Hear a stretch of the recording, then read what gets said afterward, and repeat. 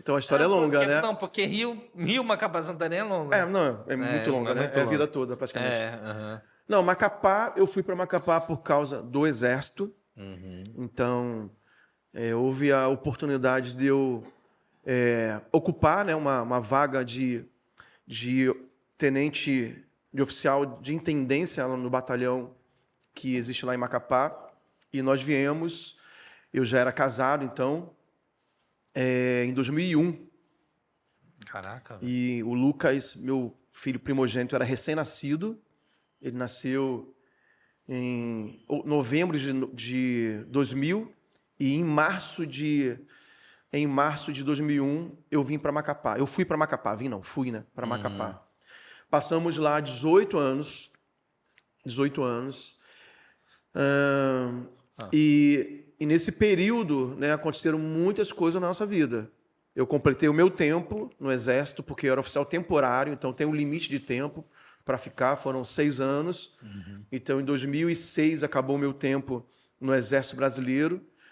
Havia a possibilidade de eu voltar para o Rio de Janeiro para recomeçar a minha vida profissional, porque toda a nossa parentela está no Rio de Janeiro, tanto do meu lado quanto da Rejane. Então, havia um apelo, né, da família para a gente voltar, até porque nós somos os únicos que não estamos juntos no Rio de Janeiro. Todo mundo mora lá, da família da Rejane e a minha também.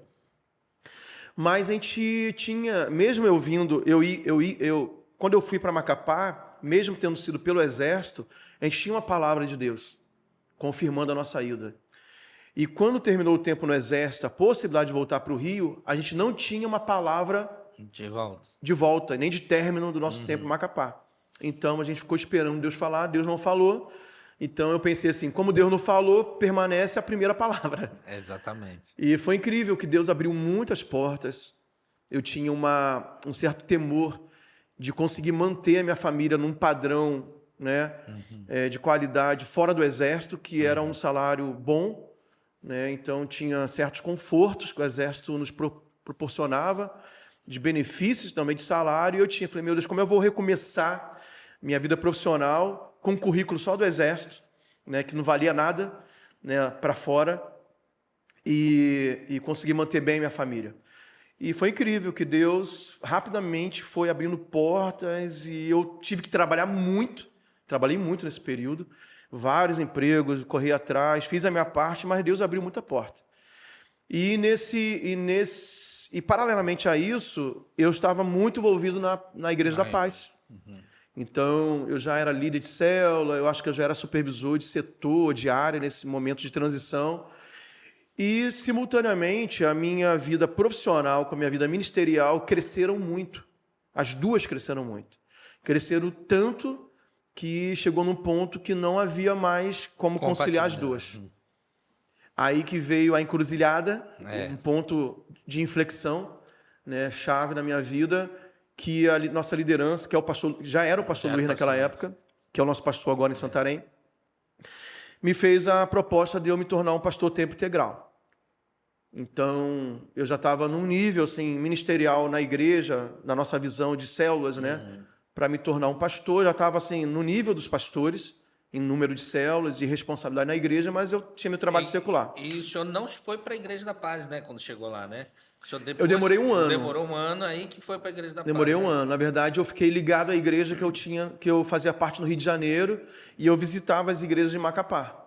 Poxa, é muito legal a gente ver isso, porque assim, a gente não, o senhor chegou, a gente sabe, veio com o pastor Luiz, e para honra e para glória de Jesus mesmo, porque é ele que faz tudo, mas que legal que o senhor realmente chegou nesse ponto lá de, não, olha, o pastor Luciano ele carregou como diz o outro, quebrou umas pedras aí, não veio batendo, não. Sim. O senhor sabe qual é essa expressão?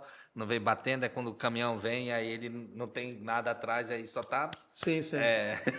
Vazio. Está vazio, né? O senhor não veio batendo, né? O senhor realmente tem uma trajetória que eu creio, volto a falar, foi Deus que lhe proporcionou, mas é muito legal ver que a trajetória acho que de todos os pastores da nossa igreja, né? De ter começado do zero e a gente vai sendo treinado na prática, né? Então, lá em Macapá, a gente teve, sim, a oportunidade juntamente com o crescimento da igreja em Macapá, Que foi grande, mas foi também. grande. A gente, quando Santarém teve uma explosão de crescimento aqui, numérico, e em todos os aspectos, né? Em número de células, de membros, de núcleos e congregações, e igrejas aqui em Santarém. Macapá também, eu acho que muito por mérito, e sim, claro, a graça em primeiro lugar, mas mérito da liderança do pastor Luiz, porque, eu vou abrir um parênteses aqui, lá em Macapá, qual era a forma do pastor Luiz liderar? Ele liderava pela submissão.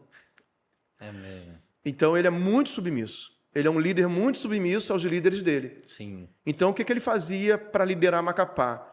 Ele copiava e colava Contra você, contra 100% do que acontecia em Santarém. Legal. Então, era impressionante. Por exemplo, quando o pastor Luiz vinha em Santarém, Você já por algum sabia motivo, já sabia que alguma coisa ia mudar em Macapá. Nem que fosse a cor da parede. E eu não estou exagerando. Eu estou falando de forma literal. Não, e é verdade, porque nós fomos lá com o... Na época era Ministério o Paz. Ministério Paz de Louvor e Adoração, hoje é Paz Music.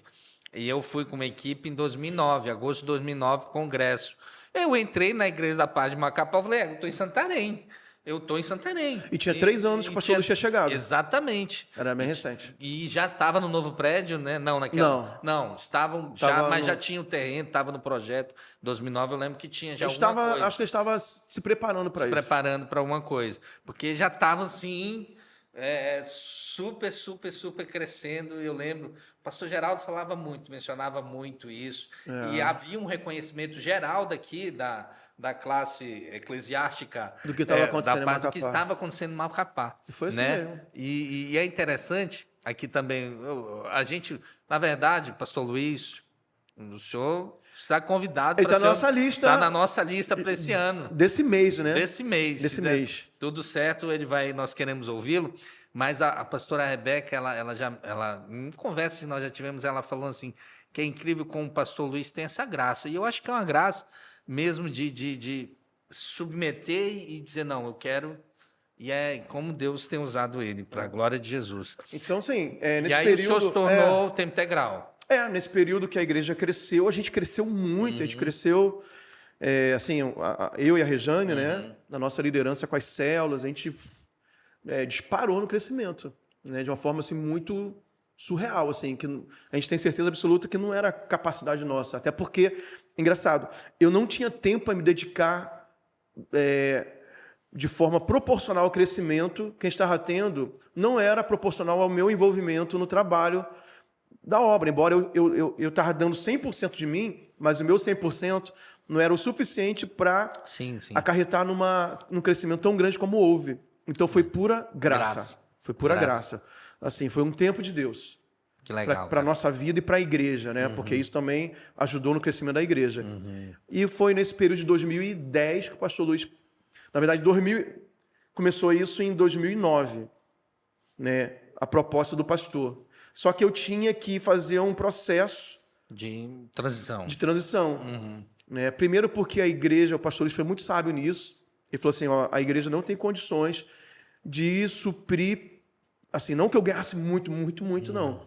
Mas a igreja naquele momento não tinha condições de me suprir adequadamente. Então ele falou assim, vai ficando parcial e vai abrindo mão, abre mão de um emprego, de um trabalho. Eu estava nas faculdades na época, estava em 2 faculdades. Aí eu abri mão, nem foi da faculdade, foi de um trabalho que eu tinha durante o dia. Aí, semestre seguinte, eu abri mão de outro, que era uma faculdade. Fiquei só em uma. Aí, depois de mais um semestre, eu abri mão de tudo. Então, foi 1 ano e meio. Cada semestre, eu renunciava um vínculo profissional que eu tinha. Que legal. E, quando chegou o momento, eu me tornei tempo integral e fui ordenado pastor e totalmente trabalho integral na Paz Church, lá em Macapá. Que benção. Que legal. 2010 foi essa data. 2010, né? Aí quando foi 2019. Come. Aí em 2019 surgiu essa proposta para o pastor Luiz, né, vir assumir Santarém por conta do pastor geral ter sido enviado para Goiânia, para abrir Goiânia. E ele fez o convite para a gente vir junto com ele. A gente se sentiu muitíssimo honrado. Não fazia parte dos nossos planos Santarém, não por por nenhum problema com Santarém, pelo contrário, porque a gente achava, o nosso ponto de vista era o seguinte, a gente achava Santarém a nossa Jerusalém, né, a nossa referência. Então, em Macapá, a gente estava já 18 anos em Macapá, 100% com o coração lá. Eu e Rejane sabíamos, no espírito, que a gente não ficaria a vida toda em Macapá. Mas o que eu pensava? A igreja está expandindo no Brasil e fora do Brasil. Em algum momento a gente vai aderir a alguma equipe dessa, como integrante de equipe, não líder de equipe, para ir abrir alguma cidade, algum estado do Brasil, ou quem sabe fora do Brasil, fazendo parte de uma equipe de um desses pastores top, né? Ou de Santarém, ou de São Paulo. Então a gente tinha essa expectativa, mas não sabia quando e nem tinha nada prometido, não tinha nada. Isso era nosso espírito. Então, o que a gente pensava em Santarém? Santarém é quem envia. Santarém é o modelo, é a referência, não precisa da gente. Os pastores estão lá, são super top, dão conta do recado. O que a gente vai fazer em Santarém? Então, não fazia parte do nosso imaginário. Não tinha como, a gente não se via em Santarém, porque a gente só vinha em Santarém para aprender. Para receber. Só isso. E recebia os pastores de lá para carregar as malas deles. Então, quando veio Santarém, eu falei, caramba, Santarém não fazia parte do nosso plano. Mas a gente veio 100%. Né? Que legal. Gostou desse corte? Acesse o nosso canal no YouTube e assista a várias entrevistas que estão lá disponíveis para você.